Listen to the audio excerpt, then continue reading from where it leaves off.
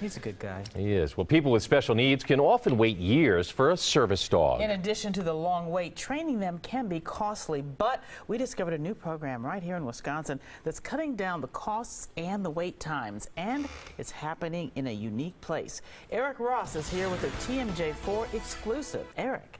Good evening. It starts with sending pups to prison. Tonight we reveal a program that's training dogs at no charge and changing lives at the same time. The DOC gave us unprecedented access behind bars as long as we agreed to blur the faces of certain inmates out of respect for their victims. Behind the barbed wire fence at the Oshkosh Correctional Institution. Oh yeah, good boy. 33 inmates spend their days with some unusual cellmates. It's something that you have to go through yourself to understand. Come! Brian Presbury was one of the first set of inmates to join a special service dog training program back in 2012. All of the dogs you see here will eventually go to people who need service animals. Now that I've been in the program for over 3 years, it's the greatest choice that I could have made. Here we go. Two area nonprofits specializing in training guide and service dogs bring in puppies as young as 7 or 8 weeks old. Right here. Good guy. Then the inmates work with the dogs for about 2 years, teaching them all the basics.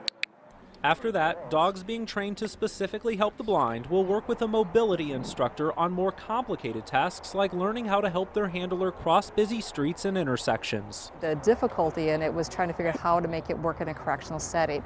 Warden Judy Smith admits at first, not everyone in the prison was on board with allowing inmates to work with dogs. Even the instructors who volunteer there were skeptical. I never envisioned working with inmates or doing any of this stuff. But as time passed, I realized how dedicated the inmates were in the program and how much they had to learn and to grow. It really is a way for the inmates to learn some skills. Programs like this don't cost taxpayers a dime. In fact, Smith believes it may even save taxpayers money in the long run by giving inmates motivation to succeed after serving their time instead of committing another crime.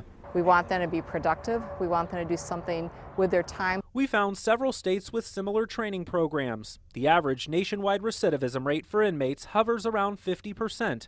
Statistics show prison service dog programs can have a positive change. In Washington, only 5% of inmates who completed a service dog training course ended up reoffending.